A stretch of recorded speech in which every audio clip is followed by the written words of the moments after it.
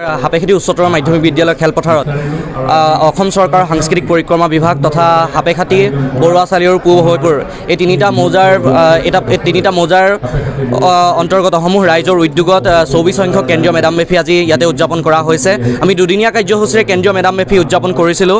যোৱাকালি ইতিমধ্যে পতাকা উত্তোলন, মৈদাম তৰ্পণ তথা কেন্দ্ৰীয় প্ৰতিনিধি সভা অনুষ্ঠিত হৈ যায় আৰু উক্ত প্ৰতিনিধি সভাতে আগন্তুক বৰ্ষৰ বাবে সভাপতি হিচাপে সুৰুজ বুঢ়াগোহাঁই ডাঙৰীয়া তথা যুটীয়া সম্পাদক হিচাপে জীৱনজ্যোতি গগৈ ডাঙৰীয়া আৰু অনিল চাংমাই ডাঙৰীয়াক সভাই নিৰ্বাচিত কৰে। আৰু আজি সাংস্কৃতিক শোভাযাত্ৰাৰ আজি অনুষ্ঠান আৰম্ভণি কৰা হয়, দ্বিতীয় দিনৰ কাৰ্যসূচী আৰম্ভণি কৰা হয়।